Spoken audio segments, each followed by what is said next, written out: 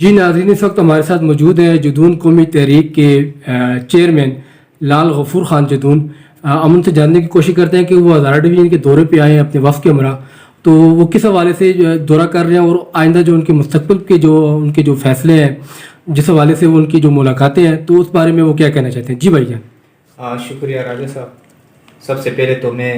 اپنے جدون برادری کا شکریہ ادا کرتا ہوں کہ ہری پور والوں نے اور یہاں ایبٹ میں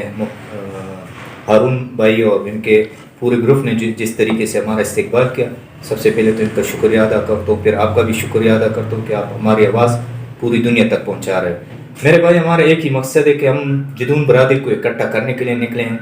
اور اسی مقصد کے لیے نکلے کہ اس دور میں ہمارے ساتھ جو مین مسئلہ ہے اس وقت وہ ہے بجلی کا۔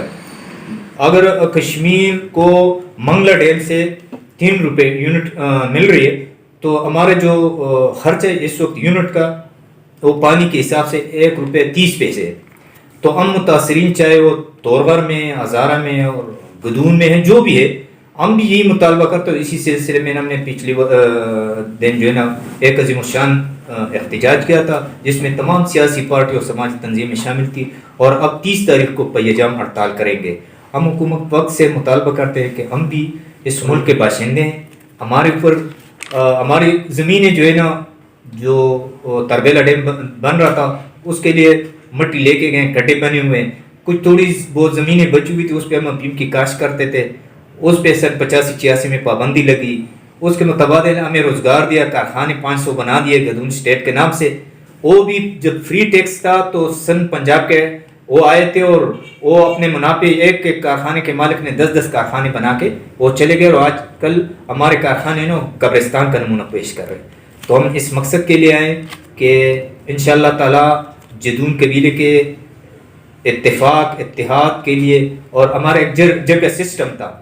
ہم وہی جرگہ سسٹم بحال کرنے کے لیے آئے ہیں۔ ملک کے حالات انتہائی نازک ہیں، ہم پہلے بھی ملک کا دفاع کر چکے ہیں، انشاءاللہ اب بھی کریں گے۔ اسی مقصد کے لیے آئے، ہمارا کوئی سیاسی مقصد نہیں ہے، نہ کوئی ذاتی مفاد ہے۔ لال غفور صاحب، آپ یہ بتائیں کہ جس طرح آپ نے کہا کہ آپ 30 جون کو احتجاج کر رہے ہیں، جو آپ کو رائلٹی نہیں مل رہی یا مہنگی بجلی آپ پہ فروخت کی جا رہی ہے، تو کہاں پہ آپ کا پروگرام ہے کہ آپ اس کو احتجاج کرنے جا رہے ہیں؟ ہم جی پورے ضلع سوابی میں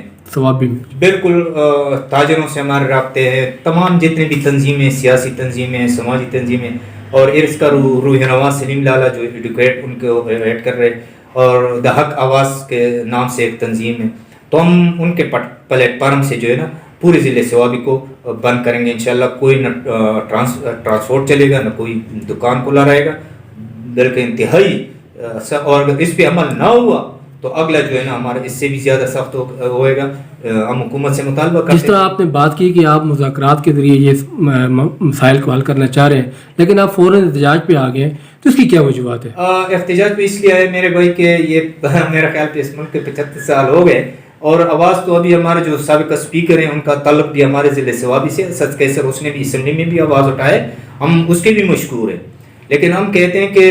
ہم جو لوگ اسمبلی بھیجتے ہیں، انہوں نے جو 5 MP ہے جن کا تعلق ضلع سوابی سے، 2 MN ہیں، تقریباً 3-4 سینیٹر ہیں،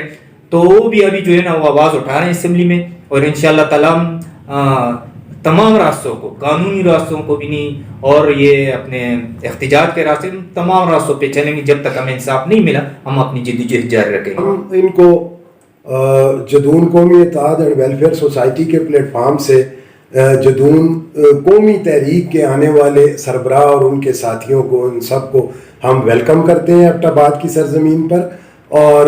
ہم ان کا مطالبہ، ان کی بات جو ہے وہ بالکل جائز ہے، اور وہ سب لوگوں کی بہتری کے لیے ہے۔ تو ہم جو یہ مطالبہ کر رہے ہیں وہ غلط نہیں ہے، صحیح ہے، ہم اس کی بھرپور حمایت کرتے ہیں، اور ہزارہ ڈویژن سے ہم ان کو مکمل یقین دلاتے ہیں کہ ہم اس کی بھرپور حمایت کریں گے، اور ہم یہ چاہتے ہیں کہ ان کو بھی ریلیف ملے اور ہمیں بھی ریلیف ملے۔ اور میں اپنے آنے والے مہمانوں کا بھی بہت شکریہ ادا کرتا ہوں کہ انہوں نے ایک کرنٹ افیئر کے ایشو کو جو ہے وہ ہائی لائٹ کرنے کے لیے وہ یہاں پر تشریف لائے، اور اس میں ہمارا بھی بالکل اتنا ہی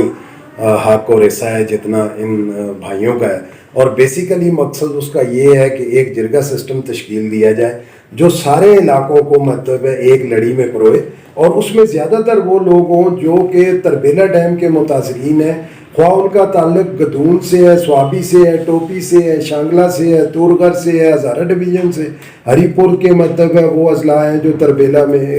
ہم نے قربانیاں دی، ہمارے اسلاف کی قبریں ہیں وہاں پر، اور وہاں سے مطلب ہے بہت بڑا وہ ایک مٹی نکال کر، اور تربیلا کے کا جو ایک مطلب ہے مٹی کا بہت بڑا دنیا میں ڈیم بنا ہے، وہ ہماری قربانیاں، ہمارے بزرگوں کی قربانیوں کی وجہ سے ہے۔ اور ہم یہ چاہتے ہیں کہ جس طرح کشمیر کو جو ہے وہ خالص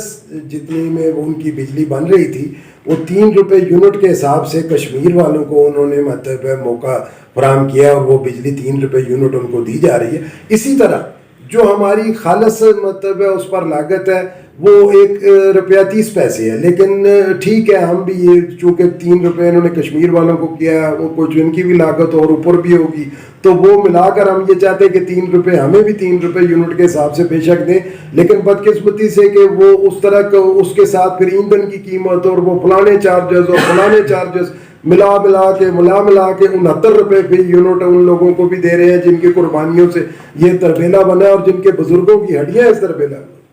تو ہم یہ کسی تعصب، کسی کے خلاف ہمارا کوئی اتحاد، کسی تعصب، کوئی سیاسی سماجی، دیکھیں جو ہمارے بزرگوں نے پہلے ایک جرگہ سسٹم بنایا تھا تو پاکستان میں شامل ہونے سے پہلے تمام بڑے بڑے مسائل اس میں حل ہوتے تھے اور پاکستان ایک ترقی کی طرف گامزن تھا۔ آج بھی ہم چاہتے ہیں کہ ہم سب لوگوں کا اتفاق ہو، مطلب شہری بنیادوں پر، قومی بنیادوں پر لوگ آپس میں جڑیں، اور جو بڑے بڑے مسئلے ہمارے پاکستان کے ہیں ان کو مطلب مل کر ایک اچھے طریقے سے جرگہ سسٹم کے تحت حل کیا جائے، اور ہمارے جو لوگ ہیں، ہمارے لوگ جو خواہ سوابی کے رہنے والے ہیں، ٹوپی کے رہنے والے ہیں، ہزارہ کے رہنے والے ہیں، ان کو بھی ریلیف دیا جائے جس طرح کشمیر کے لوگوں کو دیا گیا۔ بہت شکریہ آپ سب کا۔